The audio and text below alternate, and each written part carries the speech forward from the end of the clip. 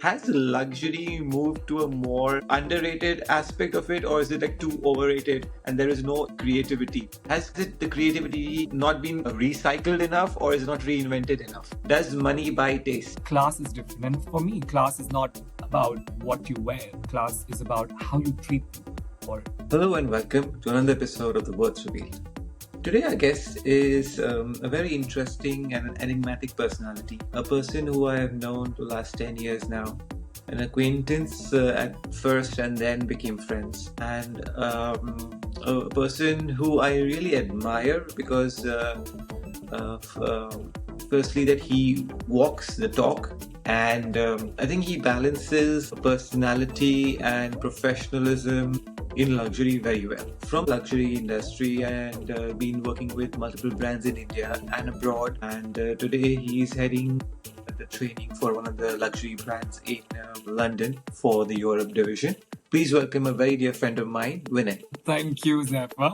That was very kind of you to say all that. That was really nice. Thank you. Happy to be here. So, Vinay, please tell us your meet cute story with luxury. And then I know that you've been in the luxury industry and the fashion industry for nearly more than a decade. And how did it all start? And how does a person really understand that where does Vinay come from? And how did he build his amazing network and that passion for luxury which drives you every day? Well, it's a long story. So I'm born and raised in a little place called Ulhasnagar, which is close to Mumbai, which is towards the east, I would say, of Mumbai. That's where I did my studies. Actually, my first job was not even in luxury; it was in Zara. And at that Wow. point, yeah. So Zara was launching back in 2010, and I was a part of the pilot hiring they did, which was like I think around 35 of us in a batch. That was my first ever job, so to say, out of my college after completing my bachelor's in management. And for me, at that point of time, which is funny, I used to consider Zara as a luxury brand because we didn't know what Zara was. So yeah, so for me, when I found that job, I was super excited. I worked there not for too long. And after that, my second stint was in an Indian luxury brand. That's where I would say I stepped into the world of creme de la creme, if I can say that. It was with Ravison, which is an Indian brand that does silverware. And they were predominantly in South Mumbai. And that's how I understood in terms of client expectations and what you really do. And then from there, I went into Vuitton, Mumbai, Delhi, Saint Laurent, Berlin, now Saint Laurent, London. So yeah, it's been an incredible journey, actually. Wow. So I remember meeting you the first time in when you joined Hackett, I think in Aditya Birla at that point of time. It was like you were one of the very few people who I think exuberates passion through their work. So a lot of people have very how say guarded about their things, and you know that when you start. And as a trainer, because I was already working for a couple of years in that position before I met you, we see the potential in a person before it's like what is trainable and what is not. And you had come with like, oh my God, so much of energy and so much of ideas. And at that point of time, I think I said, yes, yes. This guy is so interesting, and this guy has his borders and boundaries. I think that's what my experience was, and then and there was a lot of friction involved because, as in you understand, luxury is not just about the culture or understanding the consumer. Is more about revenue. Is more about sales. Is more about the omni channels of sales and understanding that sale is the best way of being in luxury. I think, at that point of time, Hackett London was there, and tell us your experience that. Does every step of your life in professional life at least gives you some kind of lessons, and what lessons are there which you take back when you like come to this stature in your life? Okay, let me just put this the nicest way. I think the biggest lessons you learn through life or in professional or personal life is when you are actually struggling. So I remember, yeah. So for me, when I was at Zara, which was my first job, my biggest struggle was understanding the operational excellence because Zara is a machine, and I actually learned how to perfect the ops part of the business. And what is interesting is that Zara, I was told off by my manager that the biggest challenge they have with my personality is that I had clients coming into a Zara store asking for me. And at this point, in a one-to-one, my manager was like, that Zara policy is that you don't spend more than 120 seconds with a client. And my mind was like, I'm sorry, am I not here to run your business. And they're like, no, no, no, it's about operations. And in fact, I owe it to that little, as in, moment with that manager where he actually suggested that, Vinay, based on your personality, I think you're meant for luxury. So I think you should move not into brands which were in Palladium Mall at that point of time, but move into luxury. And that's how I started researching. So I was like, okay, so that step one lesson learned is I'm meant for luxury, said by somebody else, and barely worked for a year there. And then I went to Raviso, and there I learned the art of clienteling because it was an Indian, almost like a boutique brand. It's run by this family in Delhi. They've got three stores in Delhi and three in Mumbai. So at that point, it was very, I would say, family orientation in terms of management style. You speak to the CEO and she calls you at like 6 p.m. It wasn't structural, I would say, working organized way of doing things. But there I learned what your relationships can build with clients. So for me, that lesson I took with me. And then I think I owe my luxury or the international luxury career to Romal Suri. She's a placement consultant. She actually poached me while I was working at Raviso. She reached out to me and she said, I have a job opening. Would you like to apply? And at this point, I was already the assistant manager at Raviso. And I'd worked in professional world for 3.5 years, not too long. I was really young. She had sent me for an interview for Louis Vuitton as a client advisor. And I said, sorry, but Romal, I'm an assistant manager, which is again another turning point of how do you learn, right? That's the lesson. And it was Romal who said, Vinay, you can be a CEO at Ravison, but what you will learn at Louis Vuitton, even at the junior level, will be much different. So it's on to you whether you want to learn or you want to stay in the Indian luxury sector of, the brands. And I was 23 and I was like, okay, it's just how and what I can learn. So I went for an interview with my naive self and my interview was amazing actually. And that was the first time I stepped into a store of, international brand because Vuitton back then used to be inside Taj Hotel. So I went there and I was in awe of Taj Hotel. For me, I was like, oh my God, this is what you define luxury. Because the precision and the speculation that you have in Taj of everything in that hotel, especially at the one at Gateway of India, is spectacular. So yeah, so I gave an interview. Then I was hired. I was the youngest client advisor in that store. I was only 23, coming from a background that I do, which is 0% exposure to what luxury world is. I had to find my way. I remember early on the shop floor when I finished my training, which is usually on the shop floor, I had my assistant manager who would usually be spending time on the floor with me because I was new. And while I'm in the middle of a conversation with the client, he would just walk past me and say, Vinay, breathe, Vinay, breathe, Vinay, breathe. So, at some point it became a joke in my store. So everybody started like, Vinay, breathe. That's when I realized that I was actually nervous in that environment.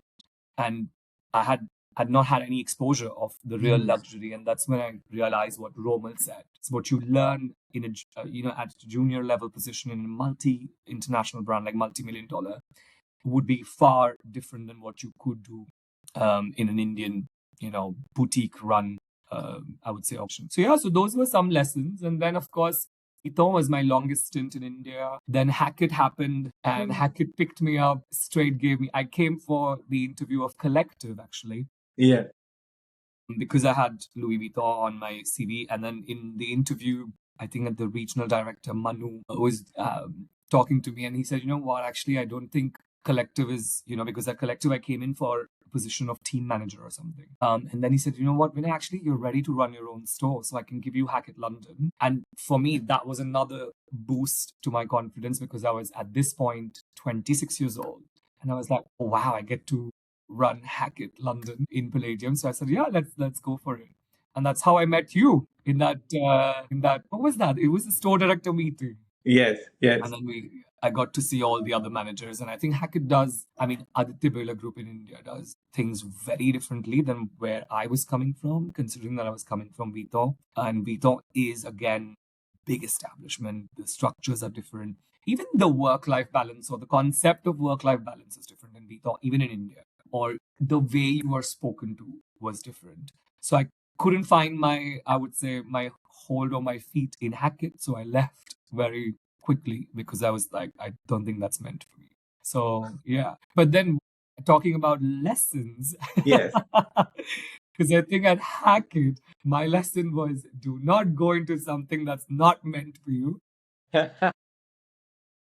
And that kind of connects me to, like I am passionate towards what I do. I think 9 hours in a day you are working, and I love sleeping. So the other nine I'm sleeping. So for me, I was like, I can't just do a job to do a job. I have to love what I do every single day. And I'd read certain books about it. It's like if you love what you do, then job or work doesn't feel like work.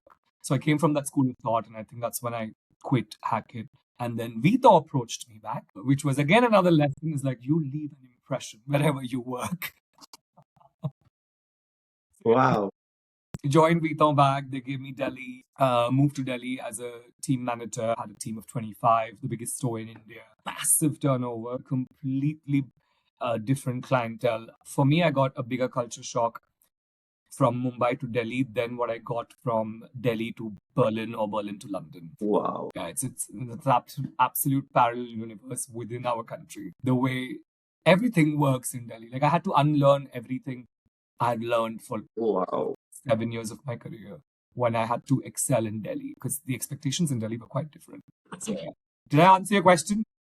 Yes. So I think it's more about the culture shock, which I'm now interested in, and also the idea that how every step of your career has been defining another step for you. So I think it's more about that you're open to learning. So I think that's where I think most of the people fall short is that they define themselves to a certain position or a certain job, and then they stop learning. They feel in their minds that this is what it is. But that's why I said you have kept your boundaries, and you've kept pushing those boundaries more and more. So how does that work? As in an industry where people are, so easy to take orders and to follow hierarchy. I want to understand that as a person who's outspoken, who says his mind, and who really understands things and then follows it through. And if there's something wrong, he or she will, like, you will actually speak up. And that's what I think happened in most of the times. And how does it feel, and what kind of resistance do you think comes with that, and what kind of courage is required for a person to follow it through? Because it's not easy to go against hierarchy, to quit something because the whole culture of that the thing is toxic, or the whole the idea of the system is broken, but still it works. What kind of courage, what kind of structure, what kind of meditation you do to make sure that you remain sane and keep on pushing? You know what? I actually, now that you're talking about it, I was thinking through the question. And I think my only way of doing whatever that I've done so far is because of my family. And I think your family, or even so to say, with your upbringing, does have a lot of impact. And actually, I've noticed that after moving to Europe, the impact that I have, or the kind of person that I am, has to do with my family, my parents. When it comes to being open to learning and challenging your own way of doing certain thing because you sometimes receive a critical feedback, I think that comes from my dad. So my dad is absolutely someone who loves learning. Even today, he comes to London and sometimes he asks us questions. He's like 65 now, and he asks this question which is absolutely not related to anything because right now he's not at the driver's seat. He's a passenger. And then he asked us, I was like, can I ask you, why do you want to know? And he goes, I just want to learn. And it kind of helps you understand, actually, you get it from your dad because he is like that. Or my mum, who was the only, I would say, working lady in my massive joint family. When I say working, she raised us, and she was a homemaker. But then I think when I was in college, me and mum used to run a boutique before I even started working anywhere. When my mum wanted to start a boutique of her own, there was a lot of backlash from the family. My grandmother wasn't, as I would say, forward, but my mum is a Leo in every sense of the way. So she's like, I want to do it. And my dad, of course, was like, listen, you want to open a boutique? Let's open a boutique. Let's buy a boutique. Let's open it. It's fine. The kids are grown up now. They're both in college. They can do fine. And she was the only one who was running the store with me. I would just only finish my college and then go and support her.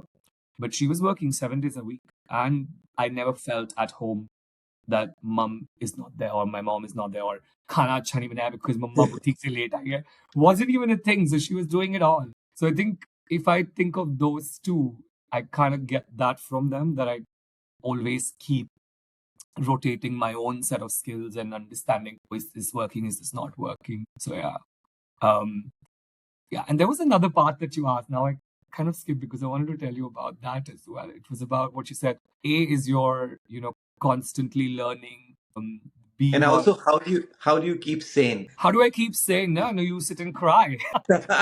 I have to say, because I think we underestimate the power of words, or sometimes even the power of just letting go and crying and understanding that, yeah, you can make a mistake. And I've cried in my career because I come from my father, even though we are raised in a very humble background, my father is a businessman. We're Sindhis.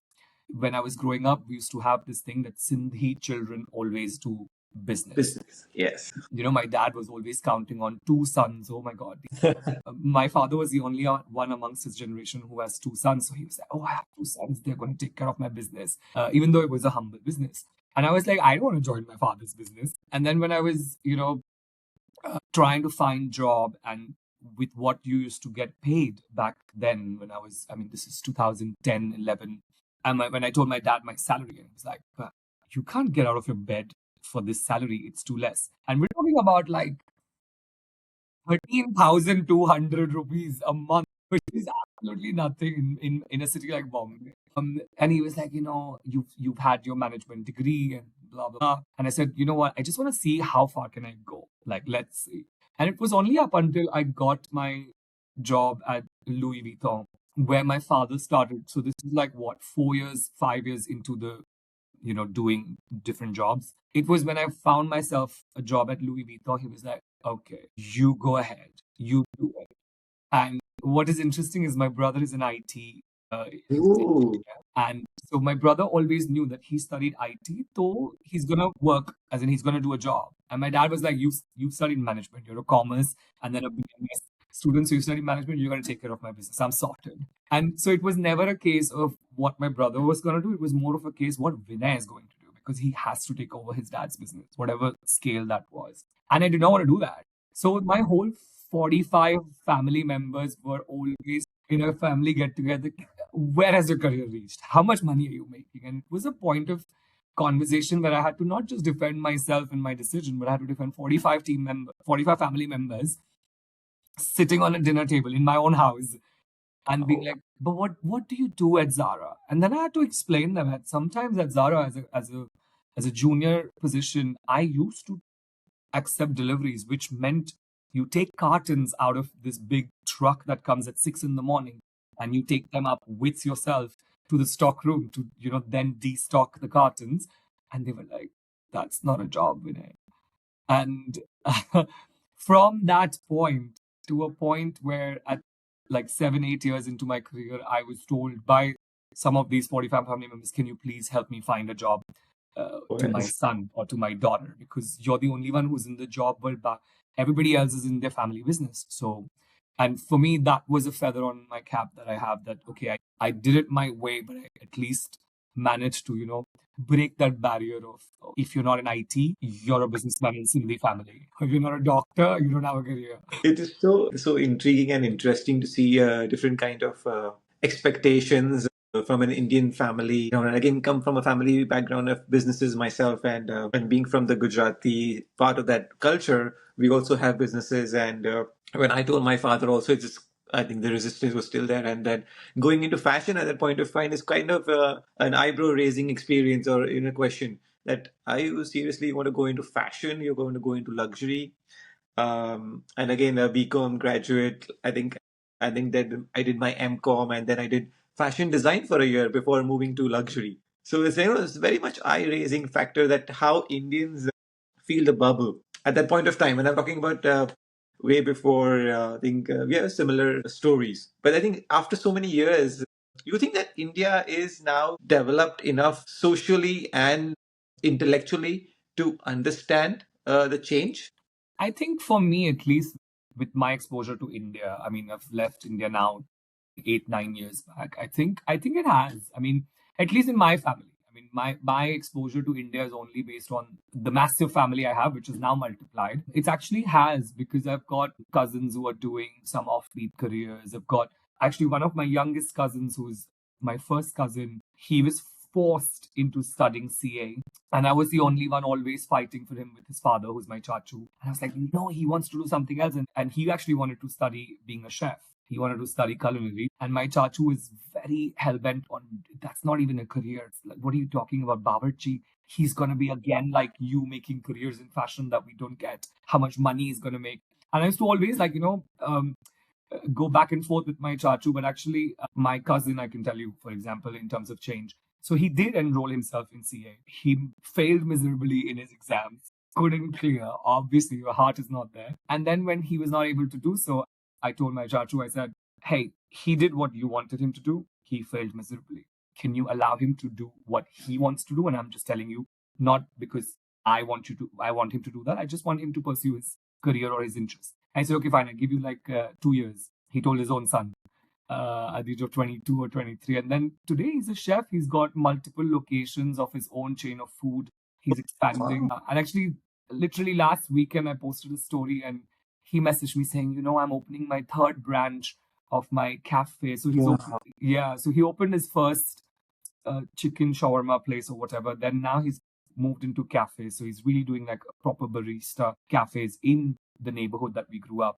And he's already opening his third location. And he hasn't taken a penny from his dad for any of this. So to be able to do that, the power of following Yeah. your own passion, I think. And when I see that now, every time I go back to India, I think it's quite, at least in Mumbai, it's changed at least, or it's evolved.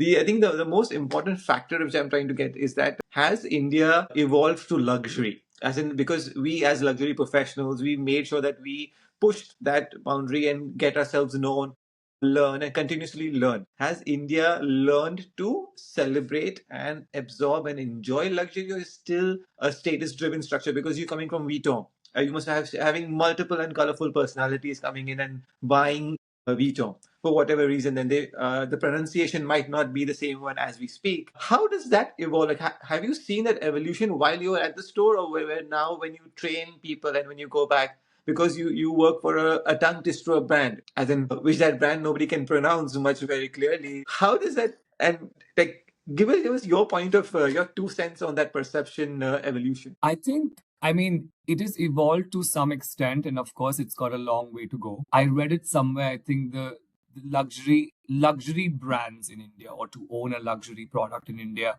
is a mark of success. It's like you carrying a Vuitton bag. It's a mark. Oh, I'm successful. Versus in Europe, it's more about how you identify yourself. It's like I don't care about the label on the product. It's about whether the product identifies who I am. And I think that stays true in terms of whether or not India is there. I don't think so. I think specifically in Delhi and Mumbai, I also see a lot of difference because I've worked in both the markets and I was to some extent training both the markets, and you can see the consumer expectations. For example, clientele in Delhi is more label driven.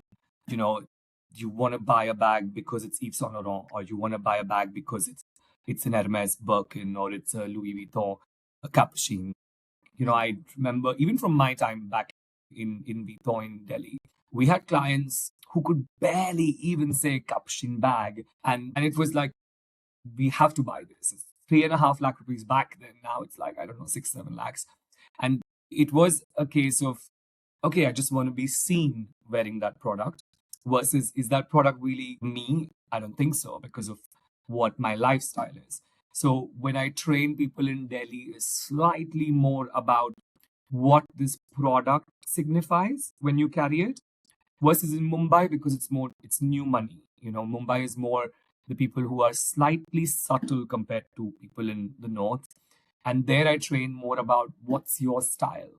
First tell me that before I bring my product out. So I think that's in a way still a work to do, I would say. Versus in Europe, we don't have this. Like I mean, especially in Germany, when I was there for quite some time, they don't care about what brand you are or what logo you have. It's about functionality. It's always functionality over anything else. So when I was, I mean, in Germany, I used to not train. I was a store director. I used to do in-store training with my team. It was more so focused on what functional aspect do you want to highlight in the product, even if it's ready to wear. And then in London, it's slightly different because London, you've got a big mix of local clients who have like, the old money people who don't really care. It's more about that you've reached a certain class, that's your normal now. You don't care about the logo. It's more understated. It's more quiet. It's more subtle luxury. Even the colors they choose. Then you have we have a lot of Americans in UK who shop. So the Americans are more, again, the logo driven. So yeah, image driven. This is interesting bifurcation. But again, only intriguing is the German aspect. Tell me something about that. How did you think that you wanted to go for an MBA abroad and in all the places Germany? Because most people want to go to Italy or France, and they said, okay, we want the leaders in luxury, and said, okay. And That's how did you true. land there in Germany? Who's I think very functional and very focused, and the joie de vivre is apparently not there. It doesn't. Then you work there, and then you work in one of the most fluid brands of the French luxury industry. And give us that 4 5 years. How did and happen, and what happened? So the thing is, I always wanted to study abroad. I was obsessed with studying abroad. I mean, actually, fully because I wanted to leave India.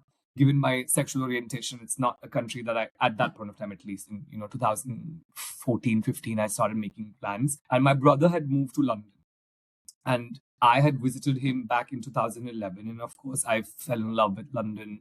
It was so freeing. I was 21 at that point of time. It was so freeing to just be in the city. I had actually shopped different custom made products that I made from like my tailors that I wanted to wear in London. And when I used to wear that in London, I felt freeing, which were not the, I would say, testosterone driven clothes that men would wear in India. So for me, and I when I went back to Mumbai after my trip in London for a month, and then I was like, okay, maybe I should wear it. And then you see the reaction in India. It wasn't a market where you could freely express yourself with your clothing. So that's when early on, I decided, okay, I'm going to leave India. London seemed to be a sensible choice because my brother was here. I'm very close to my brother. And then London, as in UK, stopped the post-study work permit at that point of time, back in 2013 or 2014. So I had to pivot my direction. So I applied to Canada, and I actually applied to a school in Toronto. I think it is the George Brown School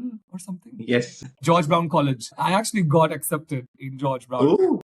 College, and I had the university acceptance letter. And while I was waiting for that, it was a month of when Vuitton hired me back. So I was negotiating my next position at Vuitton after quitting Hackett. And I remember talking to my brother, and I was like, I've got Vuitton calling me again in India, and I've got this study abroad. I don't know what should I do? I'm not able to make a choice. And my brother had told me this on a phone call saying, how much money is it going to take for Vuitton for you to never look back that you left your country or you did not leave your country? And I was 26 at this point, and I said, and I gave an unrealistic number. So it was like nobody would ever pay you that much. And I knew because I had to pick a bigger number so that I know I will reject the job offer and I will move abroad to study. And funnily enough, Vuitton sent me the first offer, and I rejected because it was not the number that I was looking for. And that number was something that none of my even IT cousins had even thought of. And what is funny is that within 2 weeks, so I rejected. I said, okay, I'm going to go to George Brown College. I'm going to go to Canada. Blah blah blah. Things are moving in the right direction. And then Vito called me back and offered me the number that I wanted, and it was on a phone call. And I was like, okay, this is a joke. I can't imagine this is the number. And my mom was like, I think this is a joke because you're not even qualified to be earning this much. We've got MBAs in our family who don't earn that much. And I said, well, let's wait for the offer. And then the offer came in through the same evening, and I cried myself. I was like, bloody hell, like, I can't believe they actually offered me that. So I was like, okay, now that I have this money, and I think that's way good enough package, I'm gonna stay in India. So I took that job offer, moved to Delhi, and then it was because I was hired for a project in Mumbai. So I was hired for the Mumbai store that they were going to launch, which I would be a store director of, which would have a team size of 30. And so they said, okay, so it's going to take 1 year because they were building the store. The mall was being built, which is the Geo World. And they said, go to Delhi for a year. You train our Delhi team on a certain area. You understand the scale of what we want Mumbai to be with 30 team members. So you get more hands-on, and then you come back because in Delhi, they still did have a store director. So I said, yeah, that seems like a sensible thing. I moved to Delhi. A year into this Delhi position, the country manager sat me down and she said, listen, I know we promised you that 1 year later you're going to go back to Mumbai and you're going to take the store that we're going to launch. Unfortunately, that project has been delayed. And as of now, I don't have a store director position. I am forced to keep you in Delhi because that's the only headcount I can, which I actually again appreciated that kind of transparency, which was again not an Indian manager. Sunana was the lady who was leading the country at that point of time. And she said this, and I said, okay, Sunana, give me 2 days. And then I was like, okay, now this is a sign that I need to study abroad because I could not live for next couple of years in Delhi because it's not the market for me. And I said, okay, fine. So let's study abroad. And then I started looking and doing research back into Canada. And at that point, my dad said that, listen, I've got two sons. One's in London. If you go to Canada, I have to take two different flights to see my own family. Can you go in one direction, please? So I said, yeah, okay, that's, logistically it makes sense. So the only country that was giving post-study work permit at that point of time for the longest duration was Germany. So I started researching about Germany, and for me, it didn't matter what country I was studying. I did not want to study in France for sure, and because I don't want to live in that country. So I started researching about Germany, and Germany gives you like 18 months of job search visa if you graduate with a master's degree, and then once you get the job, if you're on a full-time contract, within 21 months of working full time, you get permanent residency. So I said, okay, that seems sensible. And at this point, I said, okay, so I'm going to go to Germany. I'm going to finish my MBA. I'm going to work there, get the German passport, and then move to UK because at that time, UK was a part of EU. So a lot has changed in that perspective. So I moved to Germany, and my second reason also to move to Germany was again to have a better life as, as gay, for me to have a country that supports marriage rights. That was the other reason I did not go to Australia because back in 2016 in Australia, there was no gay marriage rights. So, and I remember telling my mom was like, okay, you've got a cousin sister in Australia. Why don't you go there? It's an English speaking country. And I said, I'm not going to another country that again doesn't have, gay marriage rights. And I remember my brother talking to me. He's like, is your MBA important or gay marriage rights? And I told him, I'm sorry, it's gay marriage rights that's more important. I'm going to settle in another country. I'm not going to go back to where I come from. So I moved to Germany. Then the whole part was that I was going to take German passport. But then Brexit happened. So when Brexit happened, I kind of already told my company, I told that Sonoron that at some point I would love to move to London. And then this opportunity showed up in London, and that's how I landed up in London. Yeah. So that's how the whole journey of Mumbai, Delhi, Berlin, and London has been. Quite a story. As in, I've never realized that there's so many nuances in this story and paths which could have gone a different way. Because I do give lectures in George Brown. If No way. you had been in Canada, then you would have surely met because I give lectures for the luxury segment, which is the school, which is they have a course here for fashion and luxury. I think I had applied for that course. I think there's a master's in luxury brand management, something. Yeah, so they have that master's program here, which is very close to my house here. I think we have a George Brown. Because George Brown has many buildings in Canada. So one of the George Brown buildings is where I give their. I take up a module. But it was funny that if you had been here in Canada, then I would be teaching you again. Yes. But yeah, I And think we'll be doing this podcast face to face. oh yes, that's one of my things that I have geographically bound to do things which I really love is because I'm sitting in Canada right now with -5 degrees and a snowstorm, and you're sitting in a lovely climate in London or in India. Yes, so I love Canada. The fact that I have my life settled here and my roots are now here as a Canadian. I enjoy. I think even early in my life when I realized that I need to get out of the country. So I did my education in France and then I came back because family was really important. My dad needed me back in India, and then post I think career wise in 2019 I got a chance to move and I said okay I got to take this chance and then I moved here. But it was such a coincidence of life that if you had come to George Brown, that would have been epic. Yeah, that would have been wild because I didn't know up until very recently that you moved to Canada. I remember like a couple of years back we connected back, and then that's when you said that you moved to Canada. And Yeah. you know what is funny is that I actually, because Canada had this thing where you could apply for permanent residency. I don't know what that thing was called. There was a scheme that was you could apply from anywhere in the world, and they do like 200,000 people every year were given permanent residency while they were in their own country. And I had applied for that and I had gotten it. And then I did not open my email for a month. I just didn't Man, open my email. man, that is crazy. It's just simply crazy. But yeah, I think I reconnected with you. I think when I think you did a small reference video for me, and then I think I realized, and then again we were on and off for some time before getting you on my podcast. The funny thing is, I want to get into the fact that how does I think you're now a very proud you. I think are sexuality to the world while coming from India and then going through the waves of different kind of experiences which you had professionally and personally. Does the living outside India versus living in India with a diverse, open mindset make a difference? I mean, you don't realize it when you are there. Because when I was living in India, all I had seen India. Having said that, I was completely even more than comfortable to be myself. I was never in the closet after the age of 22. Even at work, it was pretty okay. I think the only point of, I would say, awareness happened when I had worked in Germany for like 2 years, and I was visiting my family back in India, and my mom sat me down and she said, "Okay, come back now. You've done everything. You've made a career. You've made good money. Come back. We've got a good life here." And then I told her, "Mom, like I'm not there for a good life and career. I'm there because I feel normal." And then she goes, "What do you mean?" I said, "I was out for a dinner with my boss, with my retail director for Central Europe for Saint Laurent. And just in a casual conversation, she said, "You know what, Vinay, I think you will vibe very well with this guy that I know who's a friend of mine. Do you want me to fix you up?" And in that moment, you realize that even though I was out in Mumbai and in Delhi, and I've always been out and I was supported by my family, I never felt normal.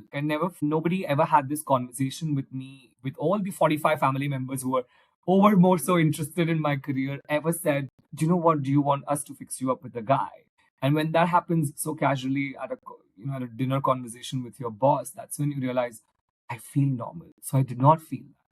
So even though I was accepted, the city never bothered me about me being gay because I was always in Mumbai and Delhi, and it's absolutely fine there. But I feel that's when I realized the importance of why I don't want to go back to India, because it was about that normalcy of just being as normal as you would be with any person that you speak to based on what their sexual orientation is, irrespective of what their sexual orientation is. So yeah. It's such a beautiful story and of being seen for who you are, right? I think we wear so many masks every day and we try to see things from a different perspective, different lenses, and trying to understand other person's point of view. And just as normally, some person asks you that, that we accept you and would you like to have that? And then says, it's a revelation. It must be really, I think, a moment where I think, if even if while you were explaining it, I felt it that somebody just asks you that you've been working and that you're working to be free for so long, and somebody just gives you that without asking it. I think that this is something is there which there can I set you up, and I think it's a beautiful moment at the point of time, and then I understand your point of view. How does this land right now, like when you see the other people in India? Because there's always been that we know in India there are people who are free and the people who don't want the other people to be free, and then they always keep on ticking them and poking them and understanding that that, oh, we are superior and you are inferior. And all the people in India who are will be watching this and even seeing this, what do you what one two things which you want to share with them which will can help them to come up with that courage to be who they are? I think, I think I'm still very young in my life, even though I'm old. But I think to give advice, but I think I can tell you in the words of my grandmother from my mother's side, my nani. She's 80 now. She's still present, and I remember when she found out, and she was like, "Listen, I've lived my life, and I'm telling you, nothing matters as long as you're happy." And she was somebody who was absolutely supportive of me with my mum, and she made her understand. And she was like, "You know what, beta, like nothing else matters. You're happy as long as you don't harm another living being. Just be who you are." So I would give that advice. I'm like, you know what, guys, it doesn't matter as long as if it makes someone happy, irrespective of, whether they are into men, women, or something else. I think that's the only thing for me that I always keep, very close to my heart is like, yeah, as long as If someone's happy, that's what matters. But I think, I mean, for now, when I went recently to India for my work trips, I think times have changed, but I don't know if they're still people who are having conversations which are as okay as you tell a girl, hey, I have a boy comma friend, do you want me to fix you guys up on a date, maybe see. I don't know if those conversations are happening. I don't think, at least in my extended family, I don't think there are conversations happening about, Vinay, do you want to marry a guy? Even though I think, under the table they all know that someday I would, that they don't ask or they don't have that conversation. And I think that's another one of my reasons that in my life I would want to get married to a guy, to change the legacy of my family for the next generation, so that a young boy or a girl growing up gay don't feel that they're not normal. They see that, oh, we have this uncle who got married to a guy, so I think we are fine, because I didn't have that. So up until you reach a point of accepting yourself, you think there's something wrong with you. And I just, mind you, I had three girlfriends up until college. And all three of them were bang in terms of good looking. I totally get you. I think it's such a confused state which we live in till the time we realize it of who and what we are. And then at least men do it much later, I feel so, than women do. Women get to know, they have a sense of things much earlier in life. And again, I'm not being a sexist at this point in time, but it's just that how the biological factors of how men are programmed is like that. So coming back to the luxury factor, like, do you think that there is a evolution when you train people in luxury, and you as an Indian, because I've seen a lot of the ideas that Indian's supposed to be an IT person and he's great in computers. Okay, when can you just do this computer for me, or can you just do this math for me, or are you a scientist for me? And then when it trains aspect of it, and then Europeans, as in they listen to you. So is there the supremacy of power has changed when Vinay trains and then somebody else trains? I mean, that's a very tricky question to answer to begin with. And no, I don't look at it like that. I think, I mean, okay, so I can tell you with my experience in my life. I think when I took the position of a trainer for Northern Europe, I had moved with the company to London, and I was a part of Central Europe as a store director, which is a different region, and I'm a part of Northern Europe as a trainer. Essentially, when I moved here, the people who I had to train did not know me and never worked with me. So they were getting a new trainer from Saint Laurent within, but from another region. And I was the only Indian, to my surprise, in the whole of Northern Europe, including all my stores. There's not even a single Indian. At least there was 3.5 years back. There was no single Indian in luxury. Maybe an IT guy. Yes, IT, yes. So the person who actually arranged my laptop for my new office in London was Satpal Singh, and I was like, there you go. So yeah, so when I took over as a position of a trainer, I don't know if people thought that, oh, we have an Indian trainer for a French group. I never felt that, honestly.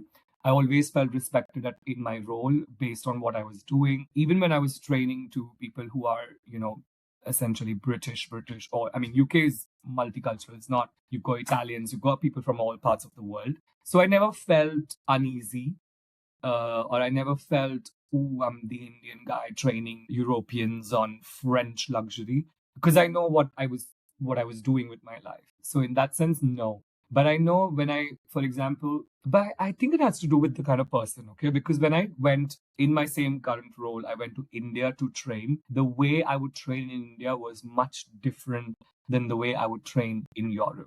And that has again to do with the aspect of how do you upskill yourself to understand that you need to adapt based on your audience. The audience don't adapt to you. And I think this is something in India, if the higher you are, you expect your subordinate to adapt to their ways. And in Yes. Europe, it was always the reverse. The higher you are, the more adaptable you have to be. So yeah. Wow. That's a very key line. I think it's a very good reflection of it is, and a very beautifully put that in Europe, the higher you are, the more adaptable you are. And then I think in India is the other way around. I think I've seen it. Yes, it's a great way to put it. That the more higher you are, the people have to adapt to you. In India, it Wow. is like that because we are, in a way, a top down. Even today, we are Yeah. quite top down when it comes to getting things done in India. But sometimes I also feel, but again, I don't know, I don't want to, contradict myself, but I think some of the things you have to get done in India have to be Hmm. top down. But then again, when I look at my life in retrospect and the career growth that I had was only because I was never top down in Hmm. India. And I think that helped me reach where I am today, to be at least up until 2 years back, the only Indian in Europe, in the French luxury maison, and all of that. And I think it was because even back in India, when I had my team, I don't think any of them can call me top down manager. So, yeah. So interesting. I think that is a beautiful way to put on. I've never thought it that way, and I always thought that as more hierarchy and driven by the people who are revenue functions and then the people who are taking the decisions. But it's a beautifully put down things. And also coming back to now is as Vinay, as a trainer and who's been out of India for so long, you've been coming back to India and all. So is it the luxury per se different in different countries? Like if in India the luxury, the same brand is there, similar brand, and you trained in India and you trained in abroad. So does the customer base change in terms of more democratic or more exclusive? Like how does luxury change in terms of geography? I would say, because as a trainer, so I'm going to give you like just the perspective as Yes. a trainer. I think it does change because cultural nuances do play a part. And, people say it's one world, everything is involving, Yeah. but you are today a result of your upbringing and your cultural existence in your ecosystem. So when I go to India, it is in a way different set of priorities that I would have as a trainer, or I would give my team. Even within store, the priority or the cultural context can change because you do have to value the local cultural context. For example, something with Saint Laurent, right? Like we're in India, we're a new brand. We're trying to establish our network within India, and it's a massive market potential for us. Other luxury brands have been there for 10 years, and we always talk about, okay, culturally, do you think this would be okay in India? And I remember even for because my London office was managing India, so from my HR to my ops to my general manager, before they went into the country, they would sit down with me and be like, okay, culturally, can I do this? Can I say this? Versus in Germany was also the same, because when I took over the store in Germany, I had a full on true German team, nine of them. And at that point, I wasn't even fluent in German. And I had a German manager. So I was like literally sandwiched between German culture. And I think it was very beautifully put by my retail director back then in my annual goals. Because, when you come from India, you think you have to be business driven, KPI, which I was, because I did my MBA in international business. But then her career goal for me for the whole first year, understand the German way of working. And that's written on my file. So when she put that as my annual goal, I had to Google that. We didn't even have Chat GPT. I was like, hey, this is like, I'm not used to it. Coming from India, you talk about sales, you talk about target achievement. I need 120% target achievement, which is what you were saying that, is it performance driven? Is it, Yeah. sales, which should be important. But that's when I feel the cultural context does play a role depending on which country you're operating. So, yeah, I will never forget the goal of understand the German way of working. And now that I have left Germany, I can make more sense of it, because people work differently in Germany. So, It is so intriguing to me to understand that, yes, how would our German experiences and so what is, just give us a one line sentence that how would a German luxury person buy and how would an Indian luxury person buy? Like just the difference in terms of a very small context. So I'll tell you what, I think it has to do with the expectations. So the expectations of clients are absolutely different when they enter a Sonoran store in Berlin versus they enter a Sonoran store in India. And it can go to as little as on a Saturday when the store is absolutely busy. In Germany, you tell the client when they enter, and I've got no team to assist them. I'm telling you, oh, I'm sorry, you know what? All my team is busy at the moment. We will be with you. Have a look around. You say this to a German client, they're like, oh, don't worry about it. I will wait here, and they're waiting at the door. They don't move. And at this point, I feel guilty because before this I was working in Delhi. So I was like, no, no, no, you can have a look around. And the client goes, no, no, you all are busy. I will wait here. So to have that kind of, just the humbleness of, I am there to buy a product worth 5,000 euros, but I will wait at the door because you told me that everybody's busy. So I'm not going to bother. Versus the expectations, for example, in India. Now imagine Because in Delhi, the store that I was looking after was, the We Thought Delhi, and we had 500 walk-ins a day. So we had to queue at some point. And one of the managers, so we were four managers, one of the managers' job was to be outside the store in the queue to manage the clients yelling because they had to wait. And we had to tell them that, like this is a certain square feet area store. I've got 24 headcounts and all 24 of them have clients. And in India, clients don't go shopping alone, they go with their family. No. So at this point, I'm talking about we're already managing in a small square foot store of a crowd of 75 plus in a luxury brand. And you have no choice other than to queue outside. But to have that, like I would say extreme end of expectation that I'm a client, why would I wait? Exactly. To a point it becomes inhuman. Like, listen, I have two hands, you have two hands, I'm going to only assist one person at a time. So I think those expectations are, which is a big difference, including if you compare it to German expectations versus UK. Because I think in UK also people are slightly, I would say, intolerant towards hearing a no, which can be sometimes similar to what used to happen in India, but not to that extreme end where people get upset in India. In UK, they don't get upset or they don't start yelling at you. So yeah, so those are key differences, I would say. Hmm. Yeah. So there's some things which I have to ask a little bit controversial is that does money buy taste? No, as controversial as it can get, no. But this is something me and my brother came up with, because the thing is, so my family is nowhere close to luxury. My brother still never buys anything in like certain brands or certain level of brands that cost a certain amount of money. Although he could, but he won't, because we were not raised that way. And we were discussing this a couple of months back, and I was like, we say this line in Hindi. It's like "paisa aa gaya par standard nahi aaya." So it can be also to class. I think you can have the money, but I think something me and my brother came up with, because the thing is, so my family is nowhere close to luxury. My brother still never buys anything in like certain brands or certain level of brands that cost a certain amount of money. Although he could, but he won't, because we were not raised that way.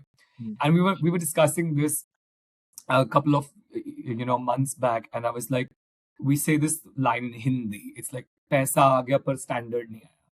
So it can be also to class. I think you can have the money, but I think class is different. And for me, class is not about what you wear. Class is about how you treat people. Or when you're around someone, even though you might be financially at a very different stage of your life versus who you're speaking to would be different, but you speak as though with respect. That for me is quite something that I can't be like, yeah, you might have money, but class is not. Class is not something you can really buy. Let's take your understanding on luxury right now, because I feel that you're in the industry, like I'm also in the industry, and I've been in multiple countries. Is luxury losing the momentum, or is it that I think people used to say, we are the era of Jean Galliano for Dior, and we are the era of Karl Lagerfeld, and we are the era of all the big designers at our point of time when we were growing up. That similarly, when the new generation of designers, and James Anderson is doing it, and all the other big designers are doing it, and their positions. Has luxury moved to a more underrated aspect of it, or is it like too overrated and there is no creativity? Has the creativity not been recycled enough, or is it not reinvented enough? I think it's individual perspective, but what my experience says for now, for example, within Sonoron, we have a line which we always say is creativity is at the center next to the client in Sonoron. So we always say client and creativity is at the center of everything we do.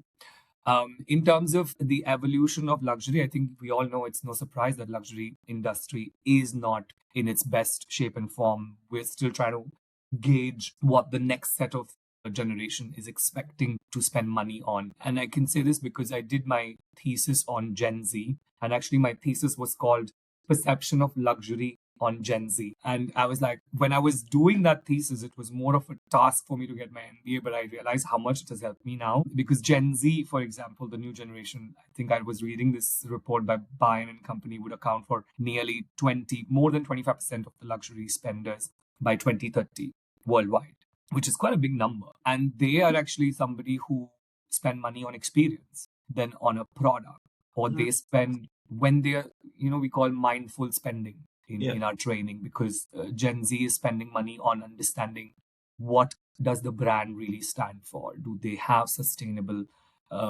initiatives? Are they like doing something good for the environment? Sustainability is quite key to Gen Z. So in that sense, I think luxury as an industry is trying to catch up. I remember in one of my corporate meetings, like the worldwide operations manager said this. He's like, Vinay, I've been in this industry for 45 years and I don't know what's happening. And we are trying to understand what's happening. Because I think the world is changing. Yes. The new generation is coming into workforce. We have so much talk about work-life balance that the Gen Z, well, millennial managers are struggling with because, Gen Z expectations are different and we have to evolve because the next generation, they are actually more dynamic. They're the most aware generation of our time. And I think it happens with every generation when they come into workforce or into, in the act of the world, it is, you have to evolve. Nothing stayed stagnant. And when it comes to brands, I think, yes, quiet luxury or subtle luxury is the only way. Because we see, even when you see product performances, you see sales report, you see that people are not spending any more just because it has a logo. They're spending more on craftsmanship, they're spending more on savoir-faire. So we have to train our teams in that sense as well, because last decade or so, it was more about consumerism. It was more about Yes. logos and, you had Gucci Gang and you had Supreme and you had Vuitton and all of that. So I think in that sense of scale, we have to evolve, and I think we're trying to catch up, luxury industry at least. So you belong to a certain brand which is very, very elite. I believe that there's very few collaborations which that brand has in the market. And I just wanted to get your take on it because we've seen in the last, I think, decade or so, the luxury brands are becoming quite accessible with the collaborations, right? From Off-White to the Gucci, the Adidas, and multiple other brands. Do you think that being exclusive and accessible at the same time works? As in, what is your take on that? Because as a French, as in Vuitton is the leader in understanding this with so many collaborations in so many different segments of the industry. And then how does it work? Like, give me your take on this aspect of luxury. Like, from the top to the bottom, you collab, and then there's a certain people you are catering to, and they might be the aspirants, the enthusiasts, or even the people who are experimenting into that structure. I think it has to do with, I think it has to do with finding the fine balance, because there is no right or wrong, because every brand has their own way of doing it. Let's understand Hermes has built a business structure which for the longest time was criticized over the fact that it can be discriminatory, because you have to be in the queue for getting a Birkin. And I think it has actually proved, or proof of concept is by Hermes, that they've built a business model on desirability alone by creating almost a fictitious scarcity, and I think that's quite incredible how they've done. For other brands or for the rest of the industry who are not able to, or who cannot afford to create that kind of scarcity because you have to sustain the business, it's finding that fine balance between accessibility but yet pulling back and creating desirability. So I think that's the whole point of. That's a very interesting take. I think so. That leads me to something which is very defining for my audience is the rapid fire round. All right. So I think this is the most intriguing part of this podcast is the rapid fire round, and which is brings out the real audience intrigue and interest and controversy. I've never had a rapid fire round, so forgive me if I'm not rapid enough. It's okay. It's not going to be an instant thing, but yeah, you can take your time to a few moments to think about it. But I think yeah.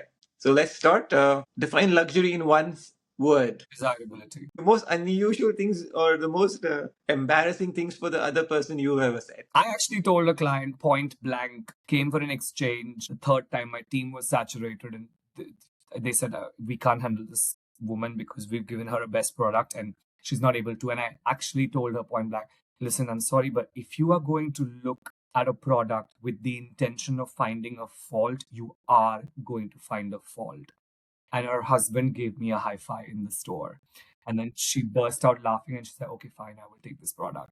And I came back into my back of house and my whole team started applauding. It's like, only you can say this to a client. Otherwise, she would have come for us. And I was like, yeah, but she was looking at the product with the intention of finding a fault. What am I supposed to do? The one fashion rule you think you have always broken? One fashion rule that I've always broken is to not follow trends. I don't know. I never follow trends. And when people are like, "Oh, what trend are you following?" I'm like, "I don't know. I just wear what I like." You make the trend, so people follow you. I mean, I think we all dress up for ourselves. Like, this is another conversation. I think when I dress up, people always like, my friends are like, why are you so dressed up? I was like, I dress up for myself. It's like, it makes me feel good. Okay.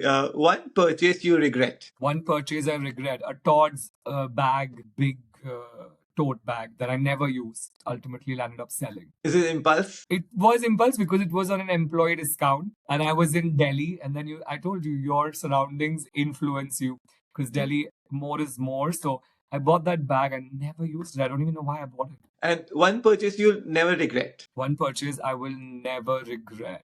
My apartment. It's real estate. It's good investment. Okay. Minimalism or maximalism? Maximalism in the most minimalistic way. Because if you look at my house, it's not minimalism, but it's also not maximalism. But I can't live like with just one lamp in my living room. But then I don't want 10 of them. Okay. Now the city, which is the most best or the most best dressed people. Has to be best dressed people. Yes. I would say Milan. Okay. And you could see that. Okay. And the city where is most best luxury energy. Best luxury energy, I would say Switzerland, Zurich, to be precise. Oh. Yeah. Okay. This is interesting. Okay. Something about your personal taste. Morning person, evening person. Evening. Morning, I hate it. I can't. Sneakers or formal shoes? Both. Sneakers between PM and onwards because I'm not at work. And then boots and Saint Laurent boots between morning 8 to evening 7 because I'm at work. One destination you would always remember or return to? Sorrento in Italy. Sorrento, Amalfi. As not Amalfi so much, but Sorrento, which is close to Amalfi Coast. Interesting. Black or color? Black. Oh my God. You got I work for a Saint dark Laurent. soul Black. here.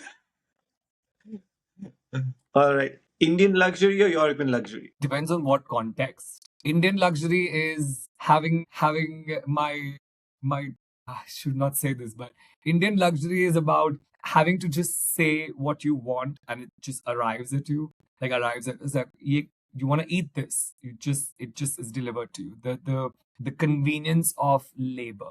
European luxury is about clean air. You can walk. You can just have peaceful morning coffee. So yeah. All right. Okay. Sales or storytelling? Storytelling. I'm a trainer. Heritage or innovation? I would say heritage, old craftsmanship, handmaking, savoir-faire, like the jutis we get in India, like all of those little. So, and retail floor or corporate office? I would have to say retail floor. I miss. Wow. Yeah, I know it's hard.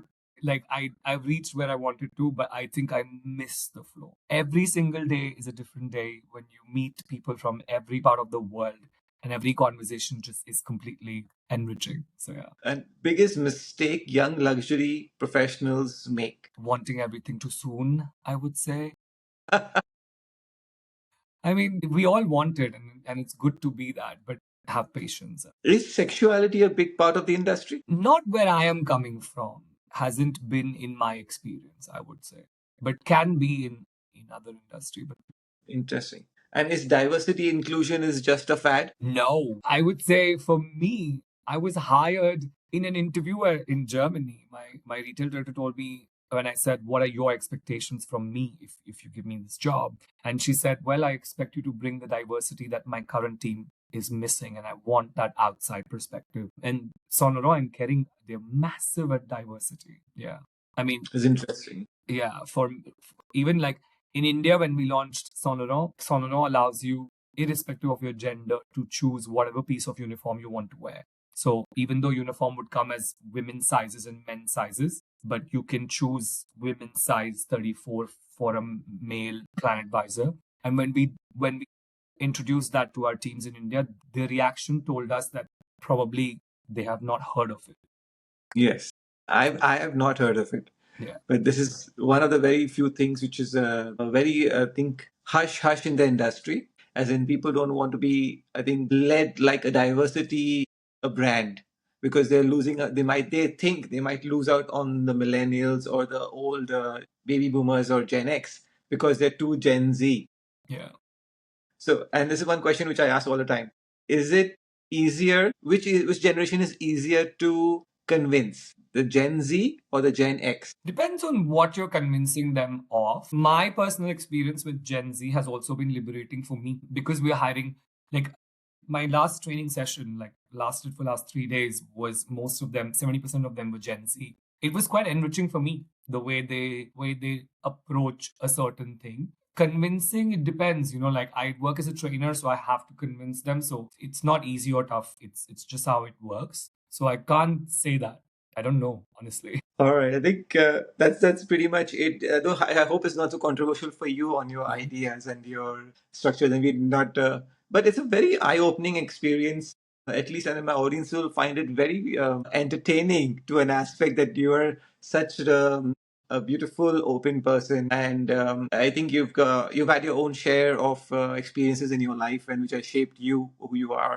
And we always admire that. I've always admired you, as in being in an industry, and it's been such a great to have you on this platform, which was very hard to get, and to share your stories because, like I said, you're the one of the very few people who walk the talk. And I've met, and I'm saying it openly to every time and say that we are all students of life, and people, even in LinkedIn or on any other social platform, they have a different persona, and to live up to that every day is kind of exhausting unless you show the real self. So I think you're one of the people which I admire, that you live your everyday life like who you are. So thank you so much for being on this podcast, Vinay.